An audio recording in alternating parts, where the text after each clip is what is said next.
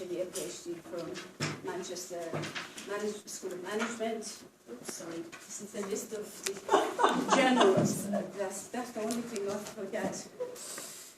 And has had a very successful career both in and outside academia. A long list of publications, both journal articles as well as book chapters. One is forthcoming, is in press now, the book chapter on the human resource management encyclopedia is in the press, and a number of journals. That's why I needed this. Is Human Resource Management Journal, Journal of Organizational Behavior, Journal of Occupational Psychology, Occupational and Organizational Psychology, Journal of Leadership in Public Services, and many others. Beyond academia, she also has disseminated her research in the media.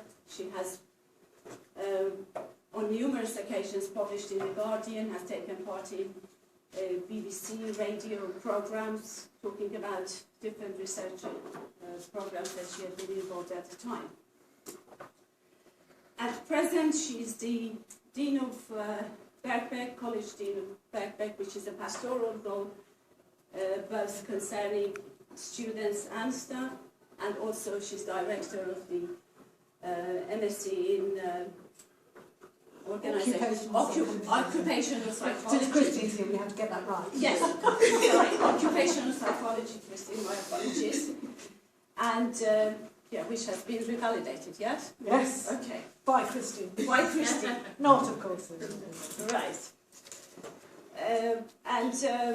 Among other things, I mean, the list is long, but she also, with John Arnold, this is Professor John Arnold, she developed a measure of graduate development, which has been in use ever since. She's a chartered occupational psychologist. And finally, before I hand over to Kate, I must say that she has an impeccable judgment. Well, except when she agreed to supervise my PhD. Okay? With that, I hand over to you. Thank you very much indeed, Yasmin, and thank you very much indeed for coming. I'm very impressed that you actually were interested enough to look at this notion of identity in clinical practice that has been interesting me for some time. Yasmin's done this wonderful introduction talking about the practice and all these things, whereas what I'm sort of playing with in this talk today is an attempt to use Judith Butler and performativity to analyse some data. And I'm still in that point of, sort of suspended disbelief, like those little cartoon characters when they run over the edge of the cliff and they're still running like mad, and I'm not quite sure whether I'm going to make it onto the ground the other side or just drop straight down and decide that actually this is not going to work. So I'm very, very much hoping to get your input in this. This work began with another PhD student of mine, Megan Joffe, and her background was working as a management consultant within the NHS, particularly looking at the role of medical directors and the difficulty that they had in managing doctors who were failing to perform properly. So the first idea was that she was looking at this notion about why did they find it so difficult when they had the apparent position power in order to be able to achieve this. And it came to me partly because of my interest in identity and work and identity. And my interest here was partly in career and identity, and particularly in the notion of transition. So the early work was looking at graduates going into organisations, and particularly focusing on women going into male-dominated organisations. And what interested me about this was the sense of doctors moving into management, and that sense of how did they combine this very powerful identity, it seemed to me, of being a doctor, with then becoming a manager and then, of course, having to discipline members of your own tribe, as some of them put it. So in a way, it seemed to me that this was clearly the answer to all her problems. And of course, as with any interesting research problem, what happened was that we started looking at this and actually got more and more questions as we went into it. So what I'd like to do today is to talk quite briefly about the original project and what came out of that, and then to explore with you the particular issues that arose from me.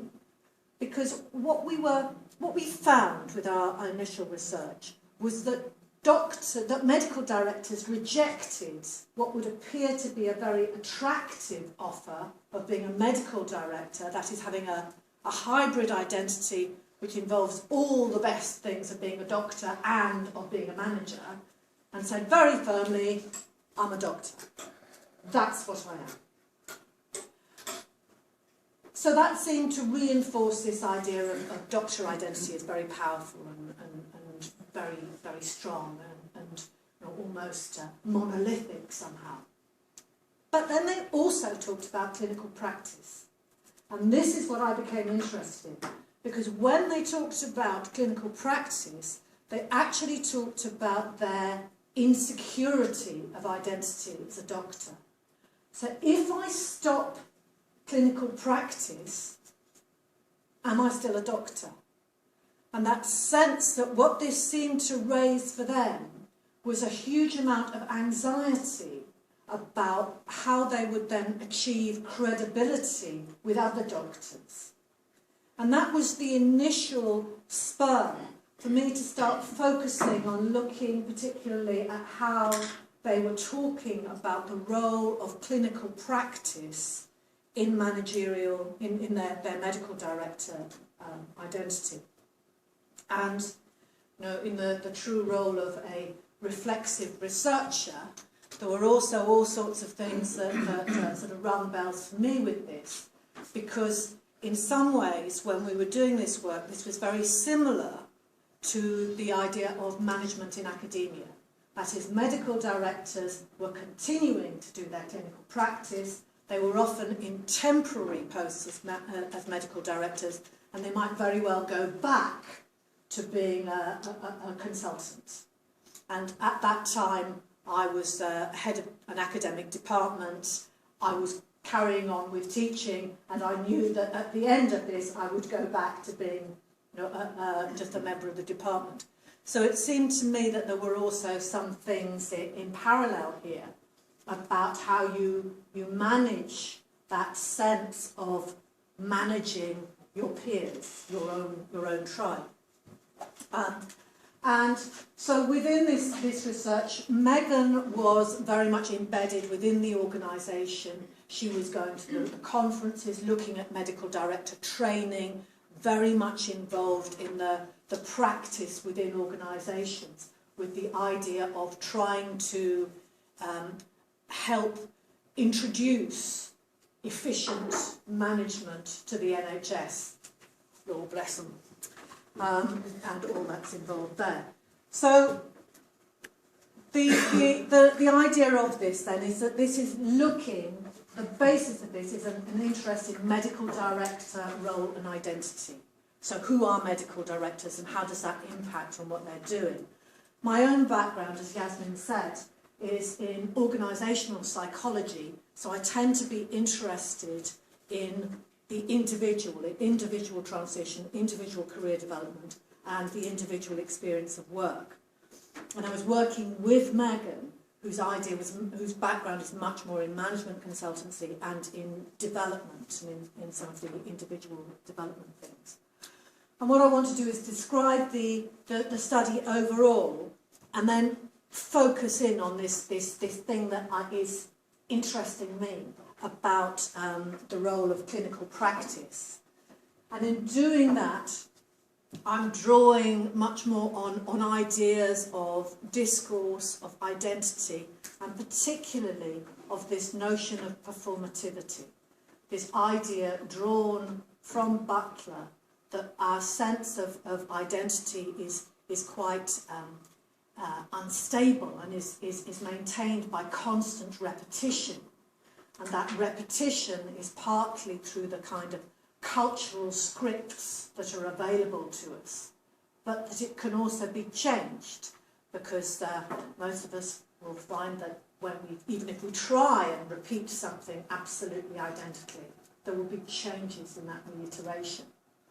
So part of this is drawing on, attempting to use this theoretical framework for analysis, which is where I start losing ground underneath me, because Butler, who I'm drawing on, actually won an award for the obscurity of her writing. So if you start asking me about whether I'm working on her early work or her later work, yes, I'm working on her earlier work. Some of the later work.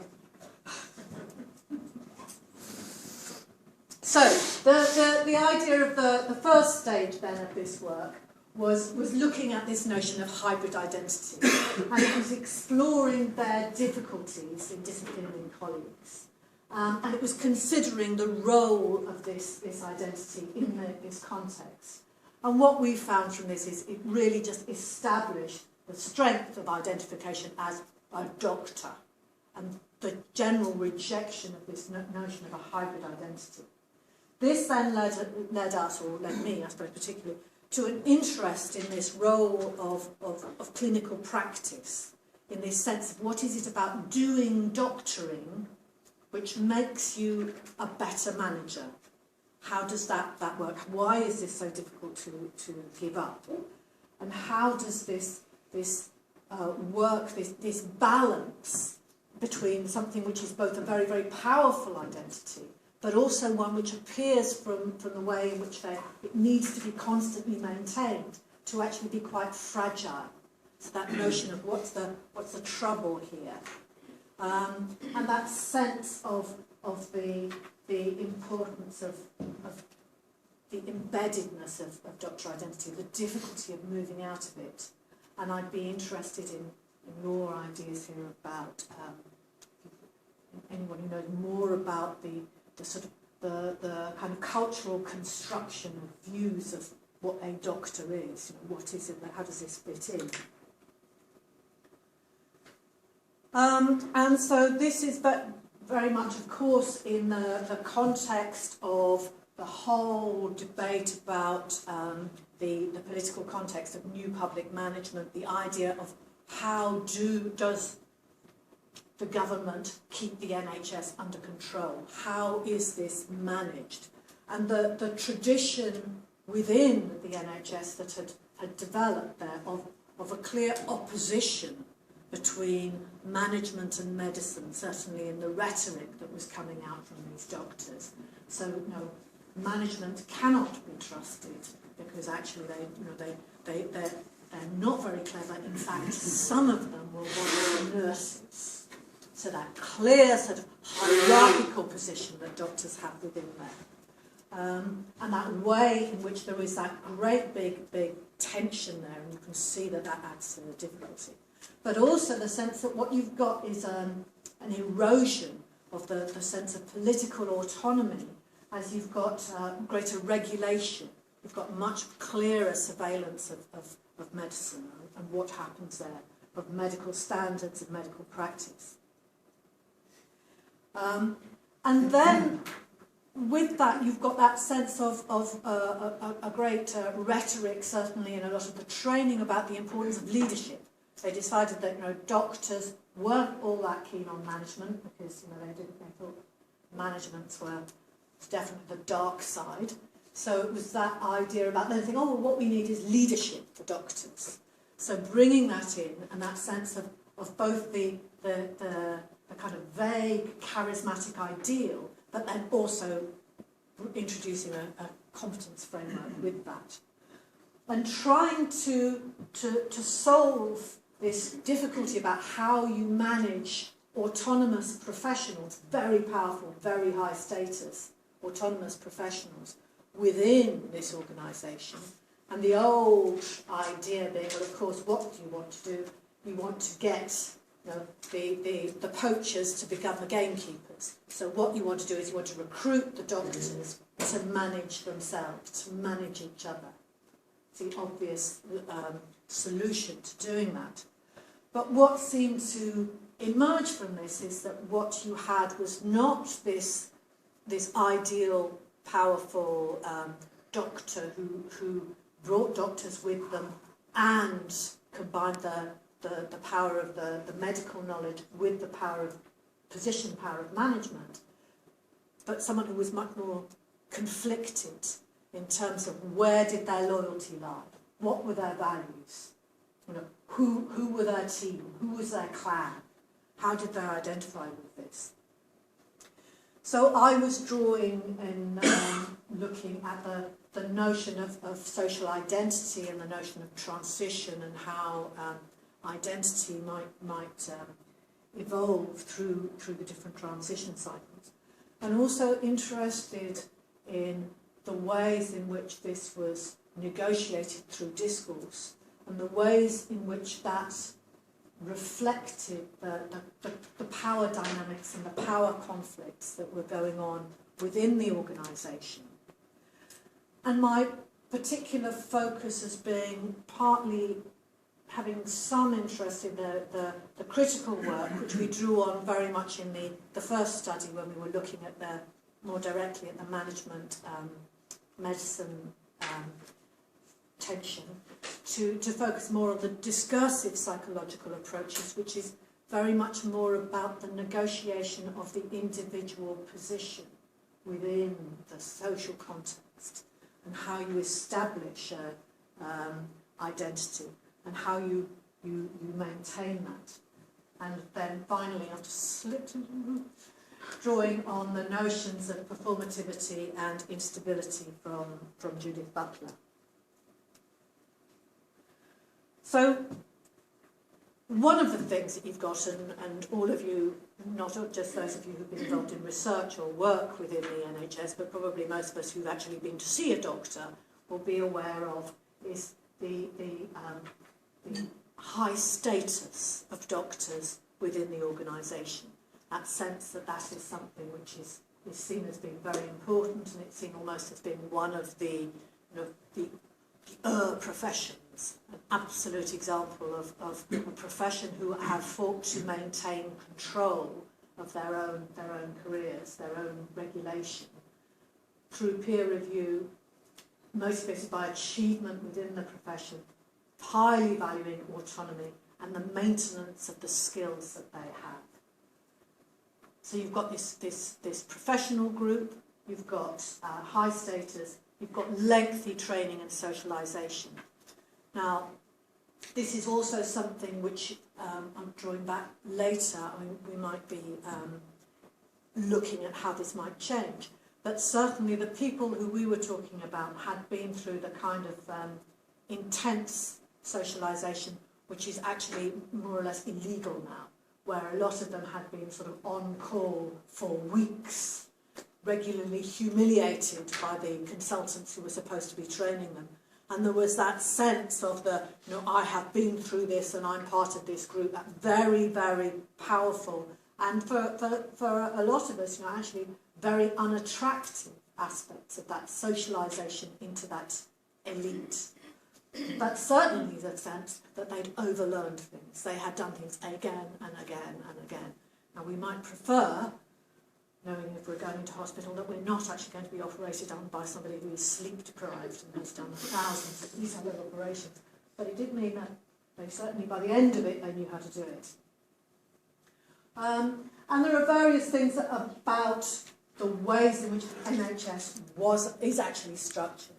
And I think Parry talked about the sense that this is dominated, that this is achieved for the medical profession, a constitutional position in the realm matched only by the church and the law. Some might think that the church and the law has nothing on the power of doctors. But there is that sense of the power within that, drawing on a sense of expert power, of secret knowledge, and very much talking about that. Well, what do managers know? I'm a doctor. I know about this. And the other thing that's important about this is the social status, not just within the hierarchy, but broadly more within the culture as a whole.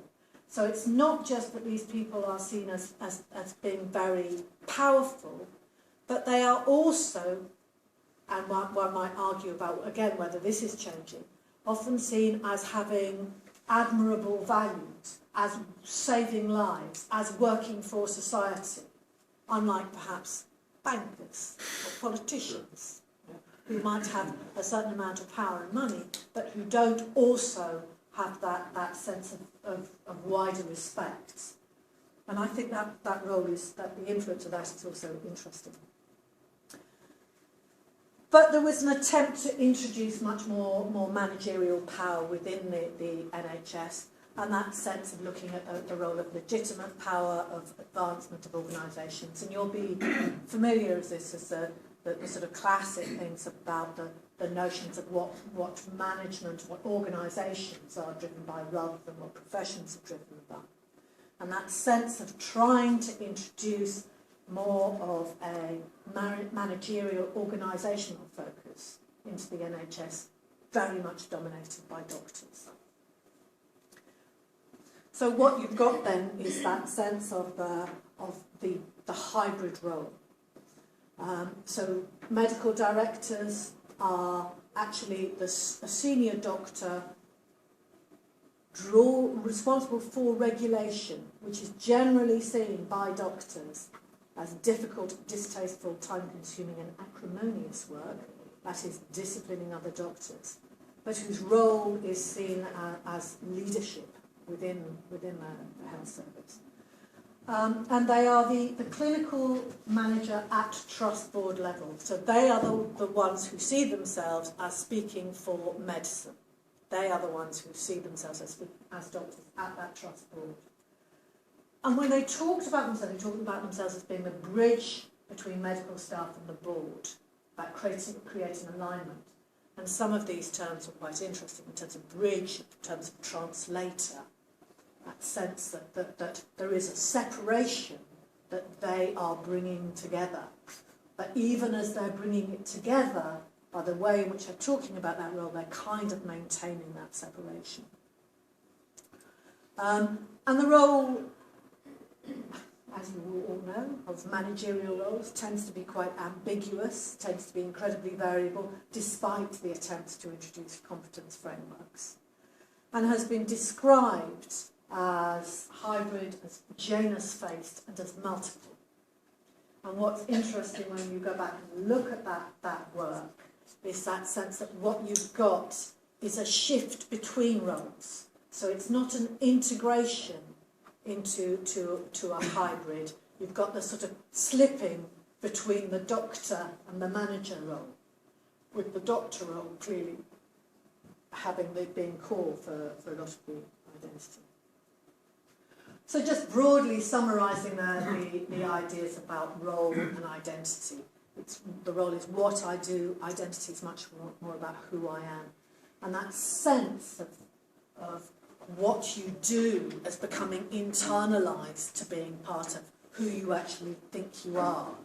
And that notion of the internalisation then of the beliefs and values of the organisation through socialisation. Something which is often resisted by the individuals who do this, who argue that they're the ones with the values, the organisations. And also drawing on this notion of social identity, the clear identification with specific groups, and the notions of the kinds of changes that might be involved in work-role transition. And using this by looking at the discourse and the way in which this is discussed, this is talked about, actually frames the way in which people understand what's happening, and therefore in itself has an impact on the ways in which organisations are enacted, and the ways in which particular interests become taken for granted, the ways in which particular, the way in which there might be lots of different and conflicting accounts going on, and the ways in which these both reflect the kind of power relations that exist within an organisation and also maybe seem to reinforce them.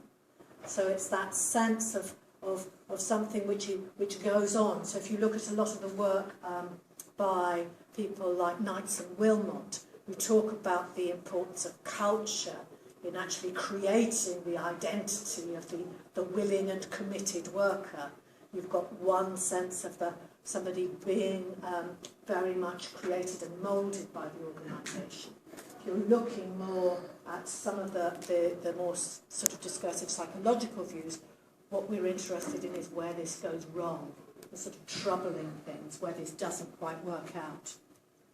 So there is a notion that there are particular ways of being which are accepted, which are discussed, which are quite easy to follow,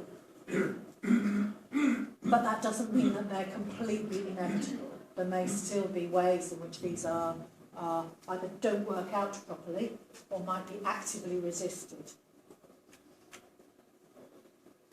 So this is the sense in which an identity is seen as something which is constructed through discourse. It's continuously being negotiated and achieved in interaction. So what's happening is when I'm presenting things to you, I am continually trying to impress you with my right to be here. I might be talking about that sense of the past things that I've done as a warrant for why I might have a particular interest here. I might be talking about inoculation by saying, oh, I'm talking about this new theory and I'm not talking about, I'm not making too many claims for it. So then you can't say, you can't attack me by saying, well, that doesn't work, did it? Because we say, well, I told you it wouldn't work. I didn't know. And so that sense that it's constantly about attempting to achieve a livable identity. And so these ideas present identity as something which is much, much less stable than a lot of the other ideas. It is accomplishment. It's continuously negotiated through language. And that particularly that there is this sense of almost the two levels at which this might be taking place, which is very much discussed by Alverson and Karaman in the recent papers that they've had in human relations, and the many, often extremely vitriolic responses to those papers, which have also been following those up. But that sense that you might have a micro level of analysis, where what you're looking at is the way in which an individual is positioning themselves within an organisation, within a social group.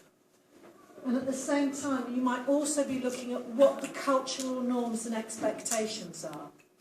And of course, you've got this with managers, but you've also got this very powerfully with doctors, where there might be seen to be a very strong cultural norm about what a doctor is, which might be expected to have an impact on being a doctor and negotiating being a doctor. But then you might also have that sense of how you as an individual fit into that or not. And that idea that we are constantly having to account for ourselves, who we are, what we're doing, and that this can also lead to either to a good fit and it might work well, or the great excitement for discursive psychologists like me, it might lead to confusion, conflict, and contradiction. So there's that sense of, what becomes interesting is where this isn't working. Because then you can start saying, well, perhaps now we can see, once something's broken, once we've taken it apart, we can start to look at how it's working, how does it normally happen. And this is why I started to look at Butler. Now, Butler is most famous for her work on gender. And she argues that gender is not something which is entirely fixed. It is not something which is completely natural. It is something which is performed. And it is maintained through constant performance.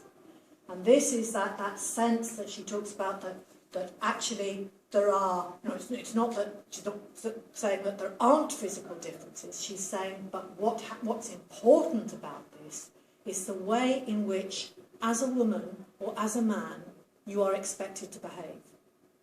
Now, there's no law, or very few laws here, that say that if you don't behave in this way, you absolutely have to behave in this way. But if you don't behave in that way, you have to account for yourself. You have to explain why it is. And a lot of these things just become completely taken for granted. So it's no longer that I'm deliberately thinking, oh, I'm a woman. How shall I be a woman today? It's that I am in a context in which there are expected ways of behaving, which I do automatically without thinking. Sometimes I might get them wrong. Sometimes I might do something which is not characteristic and be called to account for it. And one of the things that she talks about often is the ways in which, particularly looking at gender, things like drag, like performing, what you've got is a man performing an extreme version of being a woman, but you know it's a man performing a woman, so what's the reality of this? And the sense that what you've got there is a drawing attention to the kind of performed nature of gender. And she talks about the ways in which change might come through a sense of parody, through humour sometimes. And she's not really talking about, so whilst Knights and Wilmot suggest much more that we are victims of these things that we can't escape, these organisational cultures which produces willing workers. Butler's much more about, well, actually, the thing is that we might be continually performing these things, but actually just through constant repetition, change happens, because we don't repeat things absolutely identically all the time, even if we wanted to. And what she's doing with this is attempting to get away from that clear question about, is behaviour caused by individual will and individual agency, or is it caused by environmental cues and environmental circumstances? And she's saying, well, actually, the whole thing is an interaction between the two, and it's very difficult to separate those two out. That sense that actually what you've got is a mix within it. So she talks about performance without a separate, deliberate performer. So when she's talking about performativity, it's not the same as Goffman's idea about deliberately taking on and performing particular roles. It's just what we do every day. It's the routines that we're going through here. And that's quite a complexity of views of power, which I found quite interesting in terms of that notion of change and continuity. And the other thing that I liked about Butler is, although it's very difficult to read, there is an acknowledgement of humour.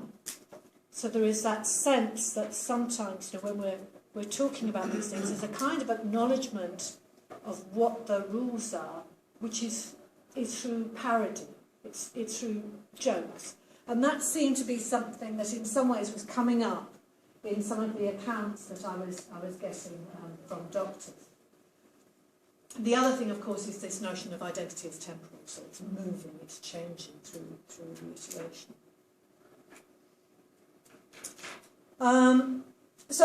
Going back to so we've got these notions then about identity, about how identity is performed, how it changes, how it's maintained within a particular context. And what we were doing was looking at this notion of medical directors. So that Megan was involved in the organisation, so was partly within that, and I was outside in this. There was a certain amount of observation, a certain amount of analysis of documents presenting identity that we used in the initial study. But what I'm drawing on here is interviews with 20 medical directors. There were about an hour and a half that Megan carried out within that. And what we did with these is, first of all, organise them thematically, and that was our initial interest, was this notion of identity, and particularly of the role of management and medicine. And then use this thematic analysis to draw out the specific issues for more detailed analysis. There are all sorts of interesting questions here about this notion of performativity and about interview. Because, of course, what we're talking about is not what doctors actually did when they were working. We're talking about what they told us they did during interviews. And there is a sense there of that being aware of that as being part of this research, and that sense of, well, you know, it's very hard to go in and necessarily see what's happening there. But what we're looking at is the stories that these doctors told us about what they were doing. And with these 20 cases, there were a number of references to clinical practice, which was not something we'd expected. This was something that emerged very much from what we were doing. And so we used NVivo to organise the material to mark out where this came on, and then went back to look at that. And then, when we were doing the detailed analysis of particular extracts, we went back to the original transcript. So the first study, as I said, was very much, I am a doctor, I'm not this hybrid creature.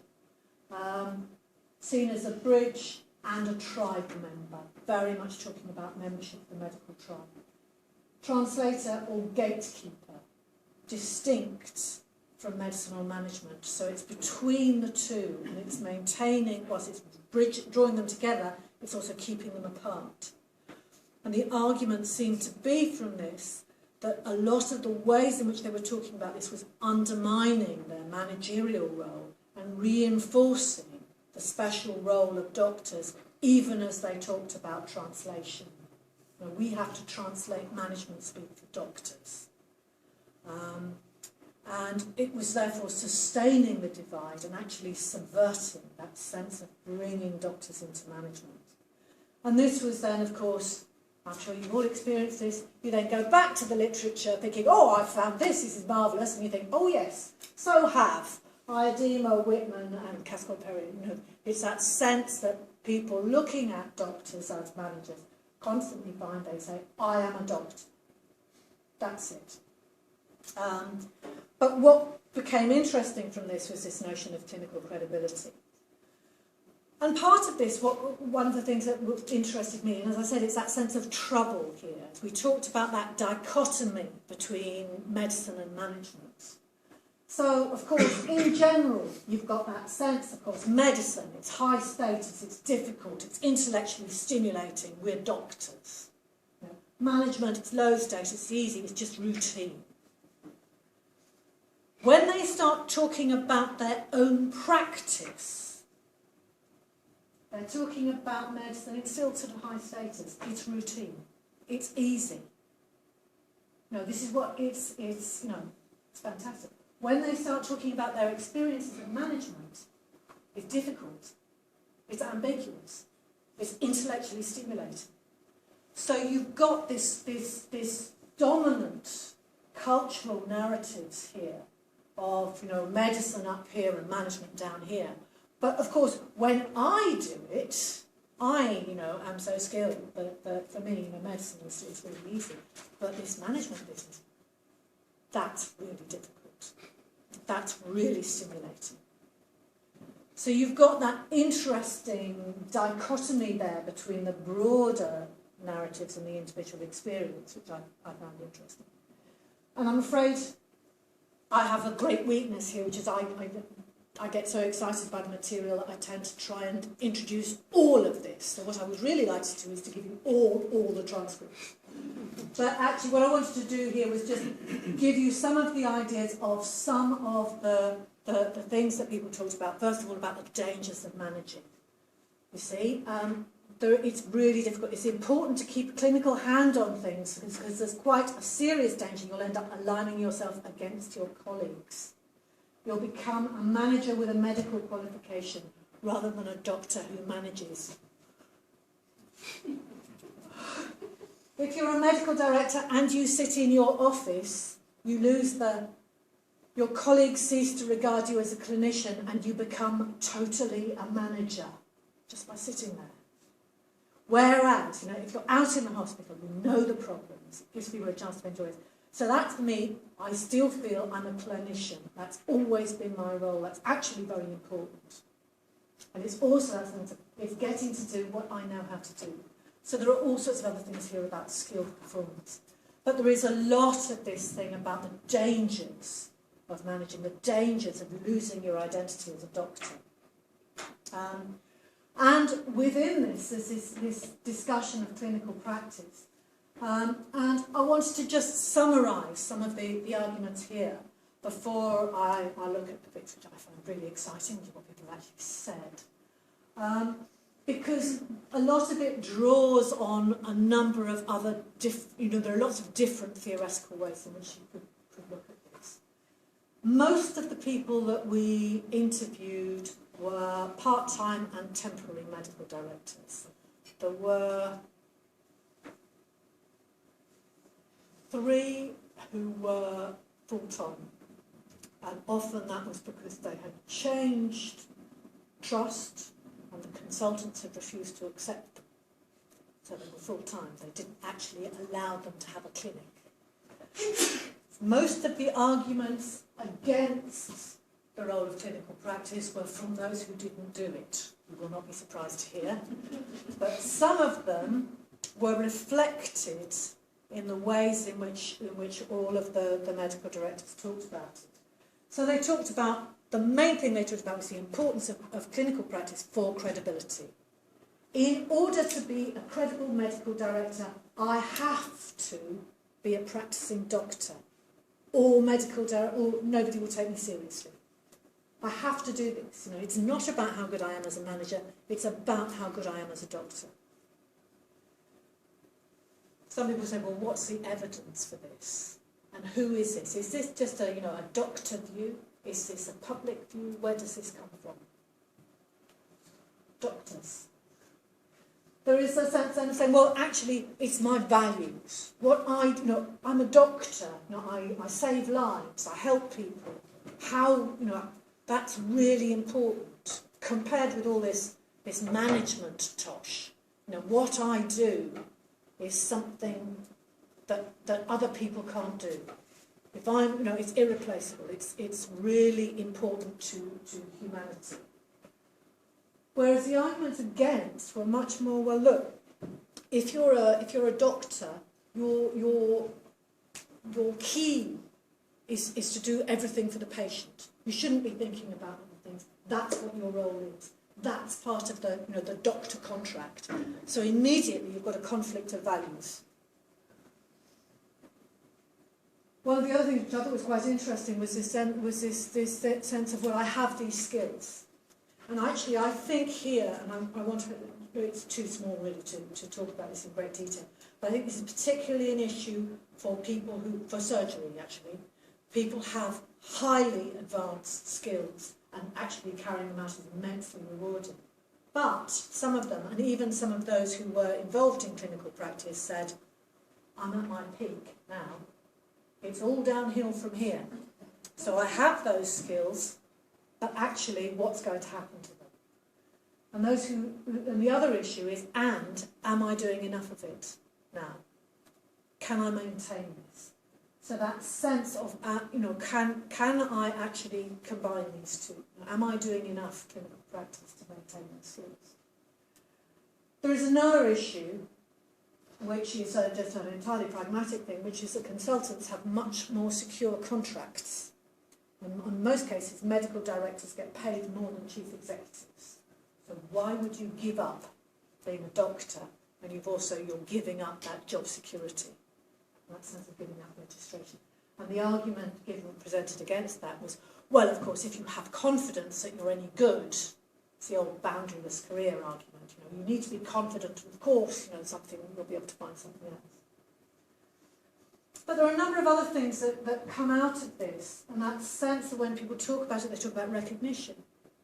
I'm there. I get hailed by the other people in the hospital. They know me. I'm a doctor.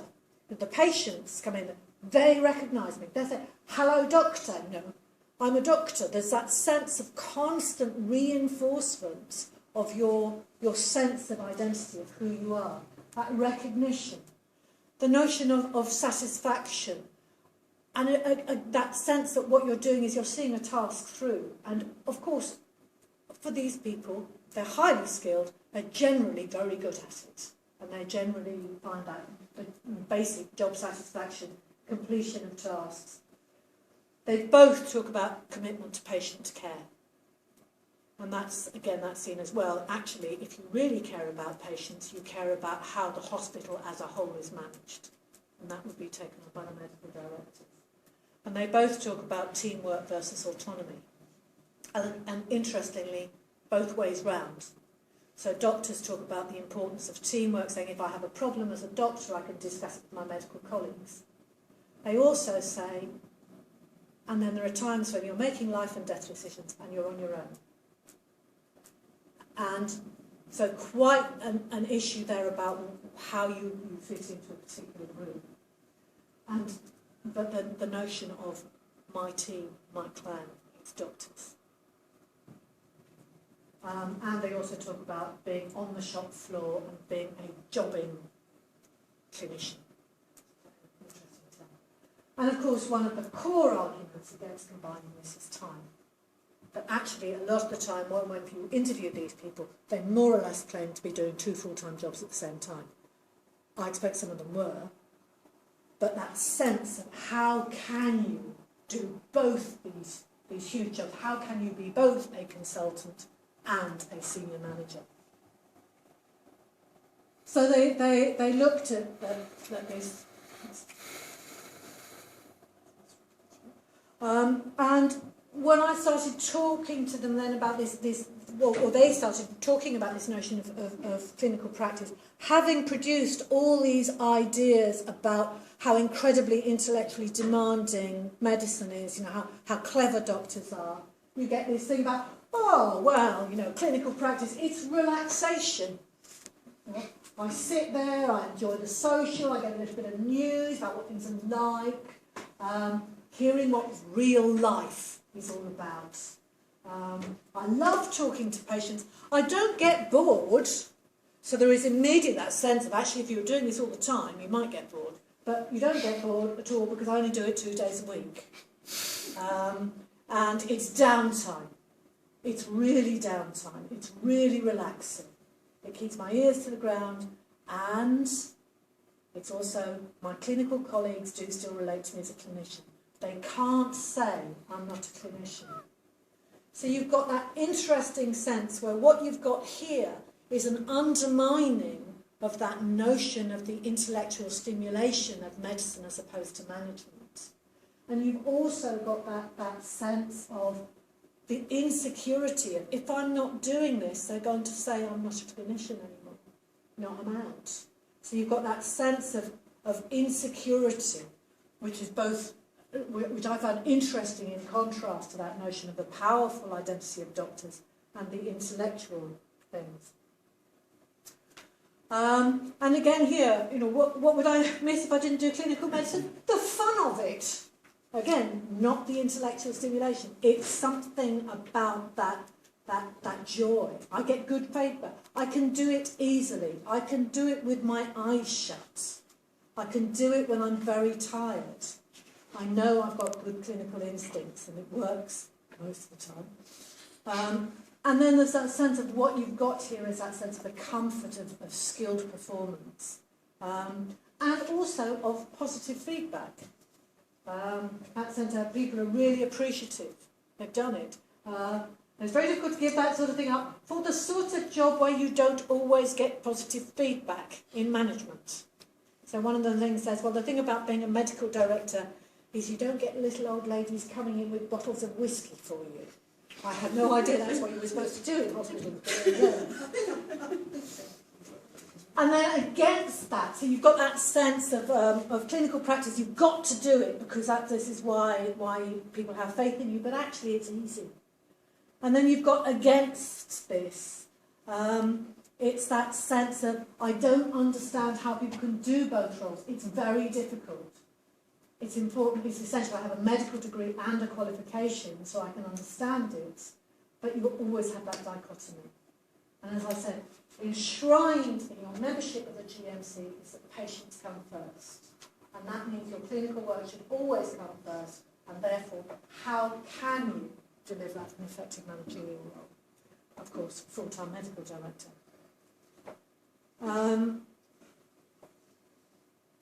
So here you've got this notion of credibility as going actually beyond the hospital.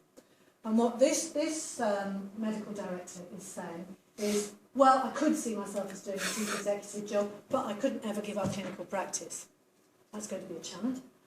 But then it also saying, so what we've also got is people, I've got to talk about hospital closure, and people will listen to me. They won't be as rude to me as they will to the chief executive because I'm a jobbing doctor. Again, that sense of, talk about the skilled role. They'll know when I stand up and say, I've got the interest of patients at heart. So it carries credibility with lots of folks and the public, and there would need to be an awfully good reason for giving it up. So then, again, with this sense of challenge, but how many days? If you've got to do this, how much do you have to do to maintain it? Is it 1 day? Is it 2 days? How do you get the balance right? I think I'd need at least 2 days, and by doing that, I'm not an effective medical director, because that's a full-time job. So you've got this sense of this acknowledgement of the binaries. You've got this sense of the way in which people are talking about this, the acceptance of what people expect you to do, and this power of doctor identity. But you've also got this sense of the insecurity. If you don't keep doing it, you're not doing it. And clinical practice is both idealised and parodied. There's a jacuzzi. And there is a sense of Parker, I meant to look up the date, I think it's 2001. He talks about being an academic manager, and he talks about the sense of being in drag as an academic, being a manager. And it's that sense of thinking, well, so what are these? Are these sort of doctors in drag? Are they just pretending to be managers? Or hang on a minute, are they just pretending to be doctors? How does that work? So there's a sense here of that sort of troubling kind of inconsistency within this. And the notion of the complexity of these roles, the regulation of the part-time and temporary, the credibility, the collegiality and the isolation, and all the things that kind of come with this. So my interest in this is this sense of the identity trouble involved in this role. This powerful identity, but you still have to keep doing it, or you're not, you're thrown out of the club. You're not doing it anymore.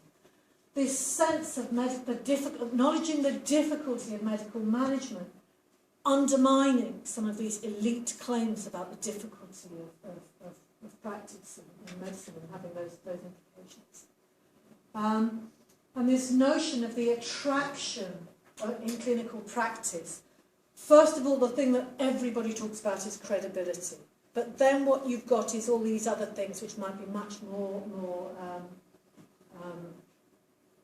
about individual interests and individual pleasure, like the general satisfaction. If you look at job characteristics models, you can see that particularly something like surgery, if you're competent at it, fulfills those much more easily than a big management role. The notion that your values might be unquestioned within this, the long socialisation, the high status. But people don't talk about this. You've got very, very people at consultant level. It may get boring. So what do? Where do they go from here? And that sense of, you can't talk about medicine as being boring. It's really important. And one of the things that I'm interested in is that sense that there are all sorts of changes that might be going on in the NHS, and which may make a difference, because the people that we talked to, Megan talked to, they were the classic grand old men. They'd been through the old programme. A lot of them hadn't done a clinical director role before they moved into this. And there is a sense then that this might be much more of an issue for them. So how is this going to play out in the longer term? What's going to happen with this? And I think there are some broad questions that are really I'm playing with this, which this leaves me with, and I thought I'd throw these open to you to tell me the answers for these, which is that sense of, having done all this, I'm still not clear about what the evidence is in terms of the role of clinical practice for medical directors. Should they be doing it? Should they not be doing it? You can see the arguments on both sides here.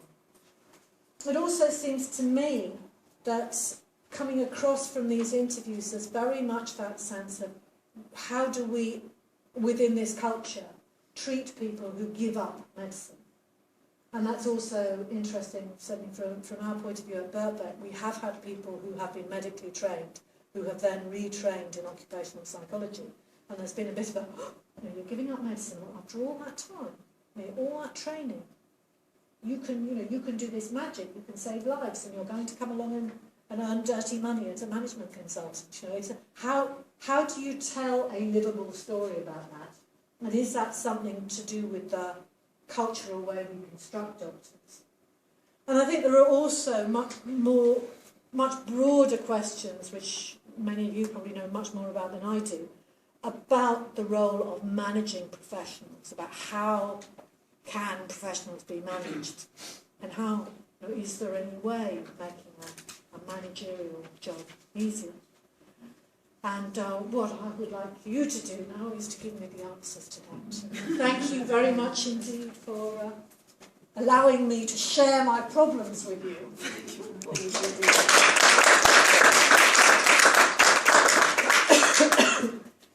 Any questions? Any comments? Can I start? Please. Can I thank you first by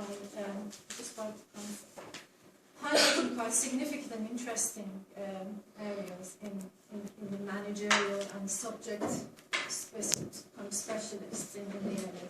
I work a bit with NHS, and we do offer courses on project management to nurses and social workers, and they also complain about becoming accidental managers.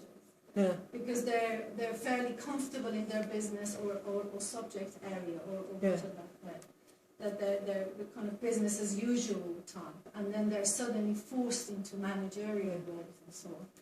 I would be interesting to see if you've checked with these directors that did they have proper training to become managers? Are these accidental managers? Yeah, they varied a lot. Some of them did, but most of these didn't. And a lot of the time, again, it was that sense of, nobody else wanted to do it. It's that sense of moving into it.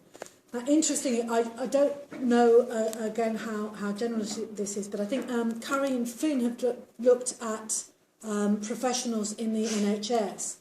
And in the groups they looked at, they found the nurses didn't have this same kind of clinging on to clinical practice.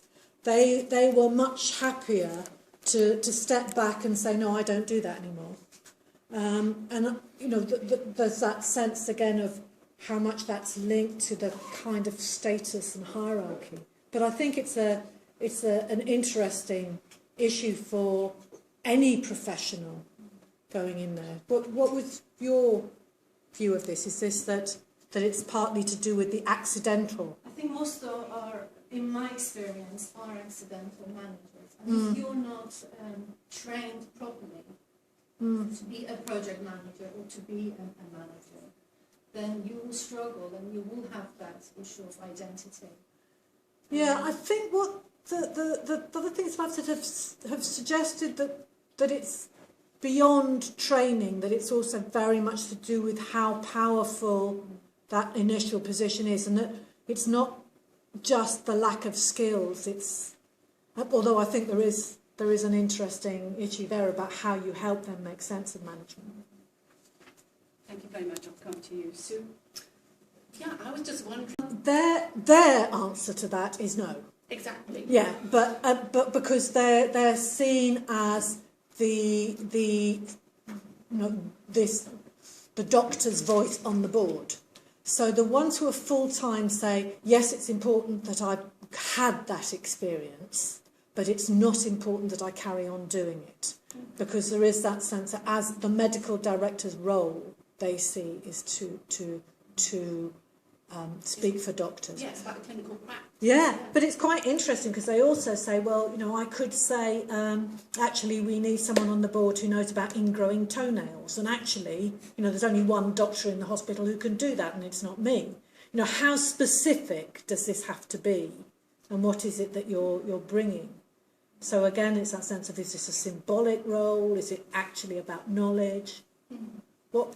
But I think the answer, therefore, is clearly yes, it does have to be combined, whether we like it or not, and irrespective of the tensions and complexities, there is no alternative. Right, well, because some of them said that you had to have had clinical practice, but you don't have to be doing the two in parallel. Yeah. And I think that's so it's that sense of, is it best to combine them, or can you do clinical practice first and then management? Yeah, so essentially what we're saying is clinical practice is the benchmark, whether you do it part-time or you give it up when you become a medical director. Yeah, and that's what the medical directors were arguing about. I'm also wondering whether or not you might find there was a difference in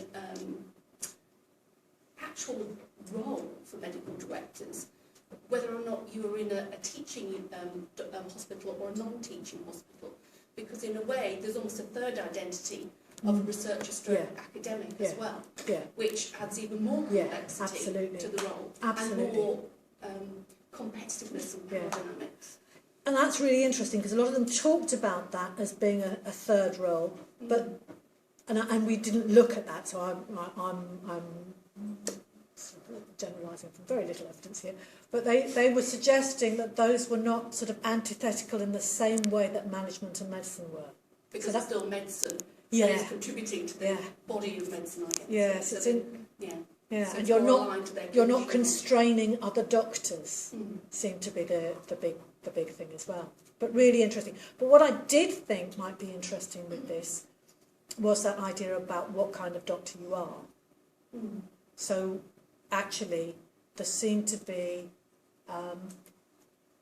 less of an issue for the biggest core of this seemed to be around surgery and patient interaction, but some of the other things, if you were doing something which was more just about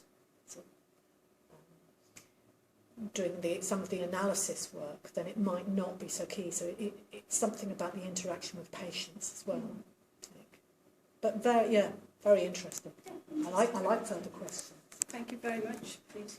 Yeah, lots of interesting stuff there. Just in terms of your questions, a sort of more sociological take on this. It's interesting that you focused on the role of the doctor, not the role of the manager, because there's stuff and Karl Marx on the role of management in large employing organisations and capitalism, having a dual role, but management has a dual role in the coordination of production on the one hand, and also in the control of the workforce on the other hand. And those roles are always there, and they're in tension to some extent, and that extent will vary. The role is embodied in individual people, so they feel that tension.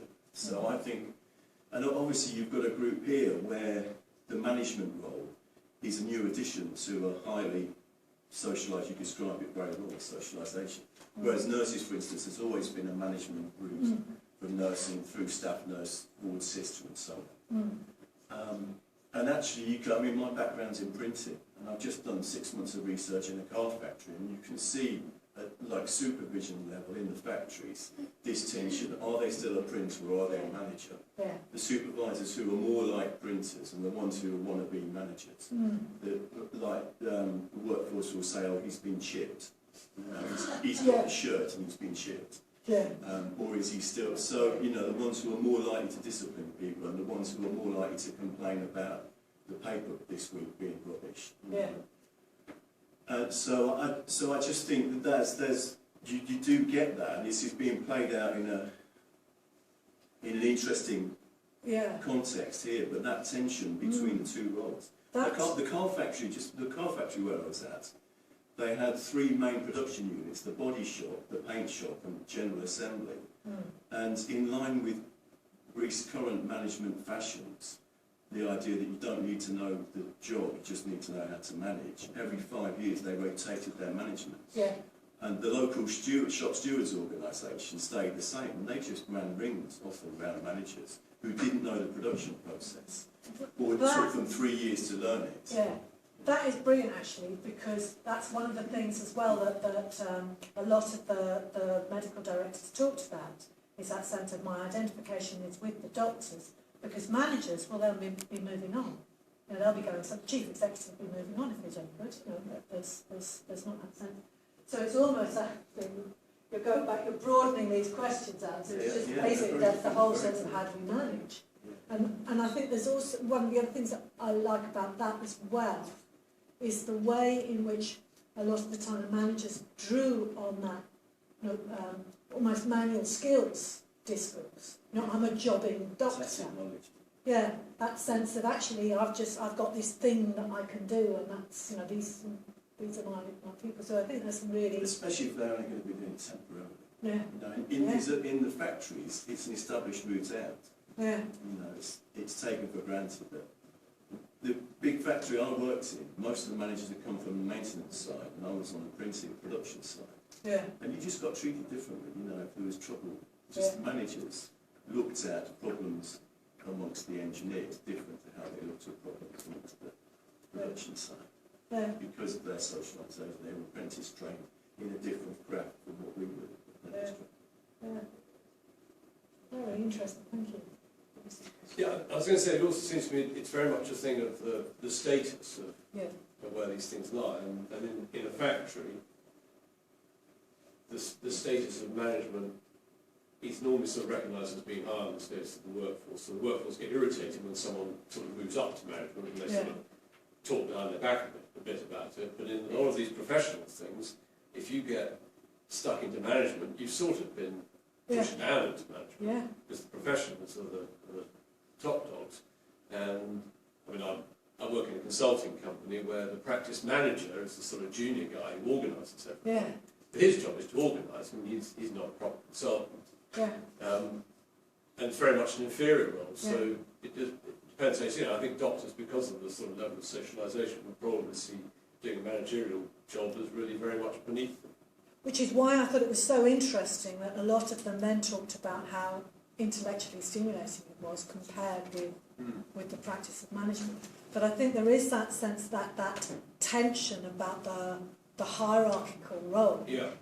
And that sense that, well, you know, again, go back as well to that sense about whether they're accidental managers or not. It's that sense that while some of them clearly are driven by a desire to move on and to do things for the hospital, for their hospital, for the trust, some of them are doing it because basically nobody else would. Yeah. So it's really, yes, there isn't a clear hierarchical. So, yes, thinking of hierarchies. Of course, not all doctors are equal, and consultants are more equal than most. Do people move into management from a position of being consultants or from one of the lower rungs? Consultants. But still, they're not all equal, because of course some of them are surgeons. So they're these super doctors. And if actually, you know, you're in imaging or something like that, urology, then it's not quite So there is that sense still of the hierarchy, even within medicine. So, Yeah, I was kind of thinking, I don't suppose all medical directors are the same. I mean, I've known doctors who've been surgeons who've gone into psychiatry because surgery's boring. yeah, well, that's it. It's That's routine or whatever. And equally, people go into medical directorships because they want to solve long-term problems Absolutely. which are clinical in their Yeah. basis.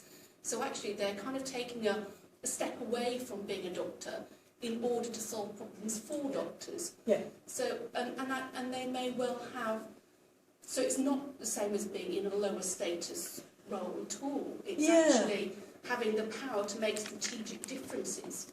Yeah, I think that's one of the things that I was quite interested in this sense here of this sense of the generality, but then when you come to their own experience, it is much more. But actually, management is intellectually stimulating, and a lot of them continue, that patient commitment rhetoric. I am doing this because I believe in the health service. It's the commitment And to the I GMC believe, rules. yes, in making things better. And in order to do that, it's necessary for someone, to speak up for doctors. So yes, there's huge variation within that. And as you pointed out in what I'm talking about today, I've focused very much on the role of clinical credibility, because that was the thing that interested me at this time. But there is also this interesting sense that their own experience of management often are shocked. But then, for those of you who've taught doctors, certainly I find it shocking that you get consultants who have no idea at all of the structure of the organisation in which they work. None. They've been in there for 15 years, and they're not interested. It's not their problem. And actually trying to get them to think about an organisational perspective, you can, it's painful. But there's that sense that then, the idea of that then becoming very exciting. It's new. There is that idea, as you said, that for some surgeons it becomes routine. And that's one reason why, and I was hoping that, again, the drawing on your understanding, because I think the department has quite a strong sort of sociology of work. And I'm thinking, I'm sure there must be more interesting things about this cultural view that we have of doctors. That sense of, is there something a bit odd about the way in which we really respect doctors and allow them to do this? And is this changing now? And they're reinforcing it, Yeah. in a sense.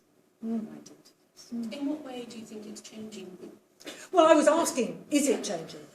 Because, what Lupton's work was talking about, and this was in the 90s in Australia, it's one of the few things that I found, looking at the way, arguing that people talked about a golden age when everybody respected their doctor, whereas now people might, they might challenge them. And of course now there's the idea that we might go and look it up on the internet and go into the doctor and say, well, look, I've looked at this and I think this is what I've got.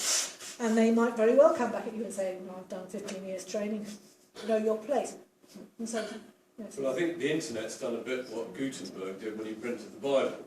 And they had him killed because he was giving up the secrets of God, so the priesthood no longer had a complete knockout. Yeah. And the internet's now let all of us look up diseases. You go and see the doctor and you turn and say, well, hang on a minute. Yeah. I looked at this and he said, that's not what it says, you're getting this all wrong. So we're now going to actually challenge doctors, Yeah. whereas before we just accepted it, a bit like going to the priest and saying, God says this, and you never did challenge. And then the newspapers are full of all these stories of doctors getting it wrong, so if you don't challenge, you're going to get substandard care. So we've sort of been forced and empowered to push back a bit on doctors. I actually think the relationship between patient and doctor has changed, not just because of technology, but also because of these days what they do, like they behave like lawyers or consultants, where they don't tell you the answer, they give you the options, and then you decide. Yeah. And you sign a disclaimer to say you understand the risks involved. Yeah. But fundamentally, they're not telling you anymore. Yeah. They're consulting with you Yeah. based on their knowledge of you and Yeah. your condition, and their knowledge of the particular, medical area. So I do, there is an expectation that you go into a discussion these days, rather than going to be told what to do and what medicine to take, etc. Right. And there are some interesting things that go with that. And partly there's a sense of a difference in training, and the idea of training doctors to speak to people, even to listen to them, shock horror. But But there's also a sense, and I think this is another move that's going on, and again the direction of causality is quite interesting. There's the argument about the feminisation of medicine. That sense that you've not just got the grand old men coming up again, that it's now turning into a woman-dominated organisation. And is that going to mean that you lose status? I mean, what is the impact within that? There's a question from Peter. I was interested in the parallel you hinted at the beginning with the academic world, and how medical directors perceive their credibility comes from a practical clinician. Many lecturers perceive their credibility comes from a practicing researcher. In the business school, some perceive their credibility coming from a practicing business consultant. And to what extent is the status of a researcher very different to the status of a business consultant? Yeah. And, I think an interesting notion there, of the context in which you're drawing on those two, as to which is more powerful, and that sense of thinking that I'm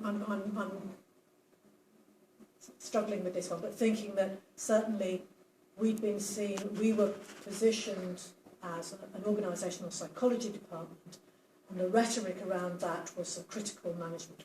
We don't do arrest people, that's MBAs. And that sense there. But actually, of course, it's moving now much more to the idea of, actually what the students want to know is, how to get a good job.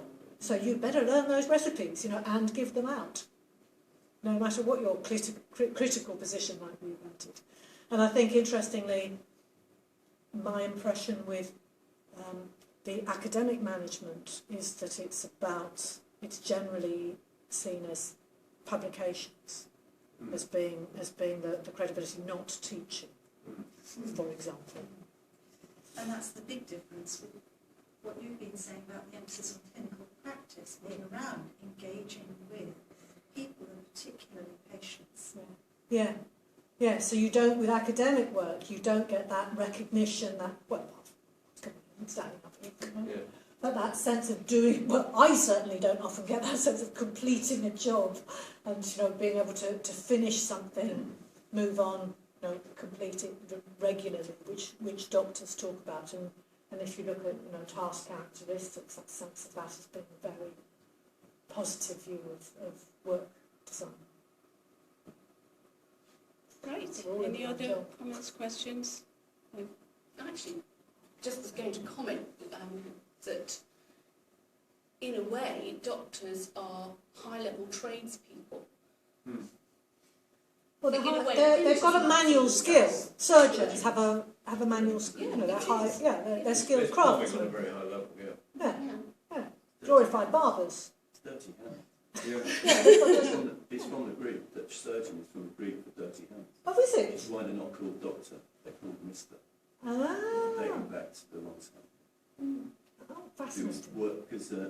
Because the Greek doctors couldn't do surgery because it was manual work associated with slaves.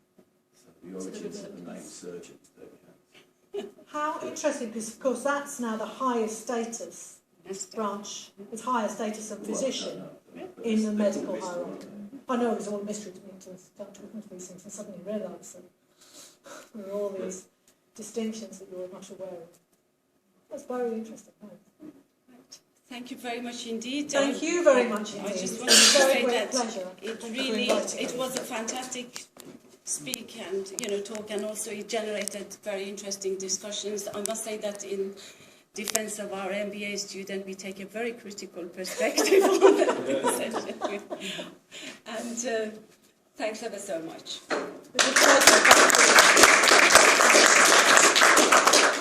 And thanks to colleagues who turned on